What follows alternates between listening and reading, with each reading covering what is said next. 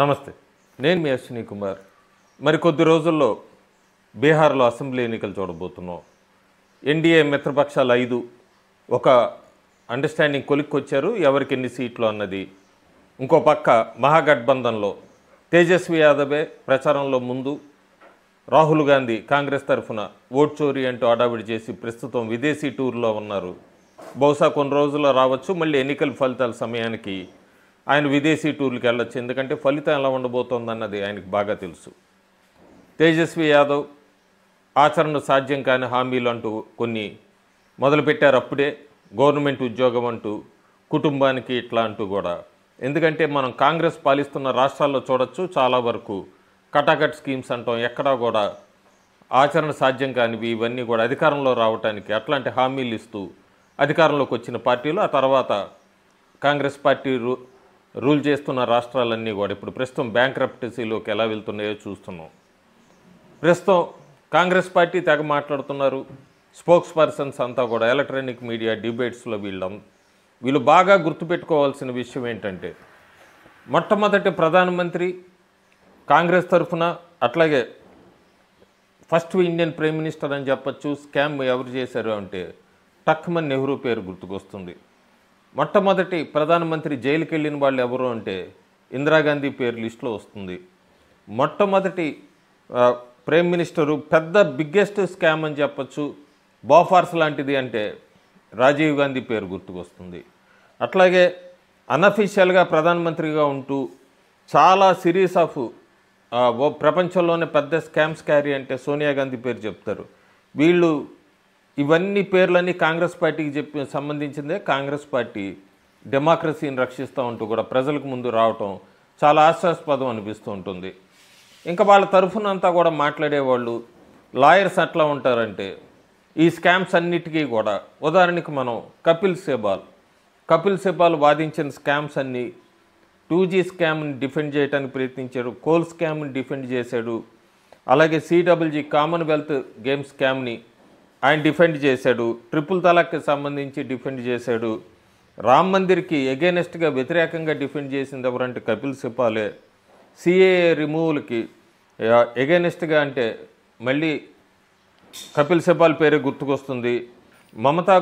West Bengal ముఖ్యమంత్రి మమతా బెనర్జీకి ఆర్జీకర్ కేసులో వాదించింది ఎవరు అంటే కపిల్ సిబాల్ పేరే గుర్తుకొస్తుంది. అట్లాగే ఈ వక్ఫ్ సంబంధించిన డ్రకోనియన్ ప్రొవిజన్స్ అన్నిటికీ కూడా డిఫెండ్ చేస్తూ ఎవరు మాట్లాడారంటే కపిల్ సిబాలే వస్తుంది. ఆఖరికి ఈ లడక్ కల్లర్లకి దీనికి కారణమైన సోనం వాంగ్చుక్ కూడా వాదిస్తున్నది ఎవరు అంటే కపిల్ సిబాలే. సో ఆ పక్క కాంగ్రెస్ పార్టీ స్కామ్స్ చేస్తూ ఉంటుంది, జ్యుడిషియరీ పరంగా వీళ్ళు కపిల్ సిబాల్ లాంటి వాళ్ళందరూ కూడా వాదిస్తూ వాళ్ళని ఆదుకుంటూ ఉంటారు. చాలా యాత్ర అంటూ చేశాడు ప్రతిపక్ష నాయకుడు రాహుల్ గాంధీ. బీహార్లో ఓట్ చోరీ అన్నాడు, సోషల్ మీడియాలో హోరెత్తిచ్చేశారు, ప్రెస్ మీట్లు పెట్టారు, డిబేట్స్, ఓట్ చోరీ. దానికి తగ్గట్టే వాళ్ళకు అనుకూలంగా ఉన్న యూట్యూబర్స్ అందరూ కూడా చాలా హడావిడి చేశారు. Election commission sir process complete అయిందండి. కంప్లీట్ అయ్యాక అక్టోబర్ 9 వరకు కూడా ఫైనల్ లిస్ట్ అని దాదాపు 16-17 రోజులు సమయం ఇచ్చినా కూడా ఒక్కళ్ళు కూడా మాకు ఈ ప్రాబ్లం ఉందని ఏ పార్టీ వాళ్ళు కూడా ఒక్క క్లెయిమ్ చేయలేదు. 0 క్లెయిమ్స్ బీహార్ రాష్ట్రానికి సంబంధించి, సార్ ప్రాసెస్కి సంబంధించి చాలా క్లియర్గా తెలుస్తుంది. 38 డిఎంస్ ఎవ్వరూ కూడా ఇంతవరకు సింగిల్ అప్పీల్ రాలేదు. ఈ రిసీవ్ చేసుకోలేదంటేనే ఫైనల్ ఓటర్స్ లిస్ట్ మొత్తం కూడా ఎంత ట్రాన్స్పరెంట్గా యాక్యురేట్గా చేసింది ఎలక్షన్ కమిషను. ఎందుకంటే election commission according to the constitution పనిచేస్తుంది తప్ప అకార్డింగ్ టు ది గవర్నమెంట్ పనిచేయదన్నది తెలుసుకోవాలి. కాంగ్రెస్ పార్టీ చాలా పెద్ద హడావిడి చేశారు.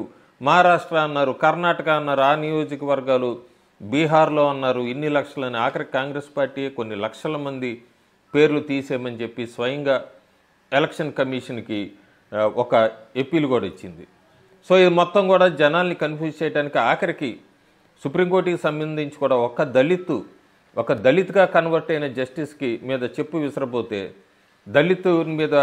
దళితుని అవమానపరిచారు అంటూ కూడా దళితులకి మధ్య ఒక వైలెన్స్ సృష్టించడానికి ప్రయత్నించిందే తప్ప దళిత్ వర్సెస్ దళిత్ అన్నది ఎక్కడ కూడా ఎకో సిస్టమ్ ఎక్కడ కూడా చెప్పడం మనం చూడడం సోషల్ మీడియాలో కానీ ప్రెస్ మీట్లో కానీ.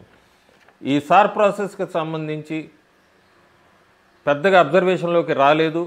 24 గంటల కిందట జరిగింది సుప్రీంకోర్టులో. సుప్రీంకోర్టుకి వెళ్ళారు. ఇక్కడ రాష్ట్రానికి సంబంధించి బీహార్ రాష్ట్రంలో ఒక్క పార్టీ కూడా మాకు ఈ ప్రాబ్లం ఉంది మా వాళ్ళకని అప్పీల్ చేయకపోయినా ఎకో సిస్టమ్ తరఫున పూర్తిగా హడావుడి చేయడానికి, ఎందుకంటే త్వరలోనే వెస్ట్ బెంగాల్లో జరగబోతోంది సార్ ప్రాసెస్, ఆ తర్వాత భారతదేశం అంతా కూడా జరగబోతోంది. సో ఈ లోపలే ఎకో సిస్టమ్ మొత్తం సుప్రీంకోర్టుని అప్రోచ్ అయ్యారు. ప్రశాంత్ భూషణ్, యోగేంద్ర యాదవ్ వీళ్ళిద్దరూ కూడా సుప్రీంకోర్టులో కేసు ఫైల్ చేశారు. ఓటర్స్ నేమ్స్ అన్నీ కూడా పేర్లు డిలీట్ చేశారు అని ఎలక్షన్ కమిషన్ లాగే సుప్రీంకోర్టు కూడా వాళ్ళిద్దరిని ఎఫిడవిట్ సబ్మిట్ చేయమంది. ఎలక్షన్ కమిషన్ ఎప్పుడు కూడా మీకేం ప్రాబ్లం ఉన్నా ఎఫిడవిట్ సబ్మిట్ చేయమంది. అట్లాగే సుప్రీంకోర్టు కూడా ఎఫిడవిట్ సబ్మిట్ చేయమంది. వీళ్ళు ప్రశాంత్ భూషణ్, యోగేంద్ర యాదవ్ ఇదిగంటూ కూడా ఒక 20 ఎఫిడవిట్లు సబ్మిట్ చేశారు. వాళ్ళిద్దరినీ కూడా కడిగి పారేసింది సుప్రీంకోర్టు. ఎందుకంటే ఆ ఎఫిడవిట్లో అసలు ఒక పేరు తీసేశారు అని చెప్పిన వ్యక్తి పేరు ఎక్కడా కూడా డ్రాఫ్ట్ లిస్ట్లో లేదు. ఆ రాష్ట్రానికి సంబంధించి ఎక్కడ అసలు ఆ పేరు అతను బీహార్ రాష్ట్రానికి సంబంధించిందే కాదు, అసలు ఎక్కడ ఎన్యూమరేషన్ ఫామ్ కూడా లేదు, ఎప్పుడూ నింపింది. అలాంటి వ్యక్తి పేరు తీసుకొని వచ్చి అతని పేరు తీశారని సుప్రీంకోర్టుకే ఎఫిడవిట్ సమర్పించారంటేనే వీళ్ళంతా ఫేక్ ప్రపగాండా చేస్తున్నారు ఏంటి అనేది బాగా అర్థమవుతోంది. జస్టిస్ కాంత్, జస్టిస్ బాగ్చి అయితే పూర్తిగా వీళ్ళిద్దరిని చివాట్లు పెట్టారు. మీరు మొదటి మెయిన్ ఎఫిడవిటే ఎంత ఫేక్దంటే మిగతా 20 ఎఫిడవిట్లు ఇంకెంత ఫేక్వి, దయచేసి ఇలాంటివి ప్రొపగాండా చేయకండి, ఫ్యాక్ట్స్ లేవంటూ కూడా వాళ్ళిద్దరిని తిట్టడం ఇదంతా కూడా 24 గంటల కిందట అంటే గురువారం నాడు సుప్రీంకోర్టులో జరిగింది. ఇది కూడా పెద్దగా బయట కవర్ కాలేదు ఈ న్యూస్ కూడా. సో ఎక్కడా కూడా బీహార్కి సంబంధించి సార్ ప్రాసెస్కి సంబంధించి ఎక్కడా కూడా ఒక ఫేక్ ఏం జరిగింది లేదు, ట్రాన్స్పరెంట్గా జరిగింది. ఫైనల్ ఓటర్స్ లిస్ట్ వచ్చింది, ఎన్నికలకు సిద్ధం కాబోతోంది. ప్రస్తుతానికి తేజస్వి యాదవ్ అయితే క్లియర్గా చెప్పచ్చు, జాబ్స్ వర్సెస్ నేవిటీ కింద వార్ జరగబోతోంది. ప్రధానమంత్రి నరేంద్ర మోడీ తల్లిని అవమానించిన దగ్గర నుంచి మహిళలకు సంబంధించిన ఈ 10,000 రూపాయలు వేయటం ఇదంతా కూడా వాళ్ళు ప్రచారంలోకి వెళ్తున్నారు. తేజస్వి యాదవ్ పూర్తిగా ఆయనే నమ్ముకున్నాడు. రాహుల్ గాంధీ మీద ఎక్కడ నమ్మకం లేదు, అక్కడ కాంగ్రెస్ పార్టీ మీద కూడా. ఆయన ఈ జాబ్స్ మీదే ముందుకెళ్తున్నాడు. సో వీళ్ళిద్దరిలో ఎవరు అనేది అయితే నవంబర్ 14 తెలుస్తుంది. పెద్ద మంచి అలయన్స్ అని చెప్పచ్చు ఎన్డీఏ అలయన్స్. చిరాగ్ పాస్వాన్ కానీ, జేడీయూ నితీష్ కుమార్ కానీ, బీజేపీ చాలా పెద్ద స్ట్రాంగ్ అని చెప్పచ్చు బీహార్లో అలయన్స్. కానీ ఎన్నికల్లో ఏమైనా జరగచ్చు. ప్రస్తుతానికి ఒపీనియన్ పోల్స్ అన్నీ కూడా land slide victory for NDA in Bihar అని చెప్తున్నారు. నవంబర్ 14 దాకా వేచి చూద్దాము ఫైనల్ రిజల్ట్ కోసం. Thank you.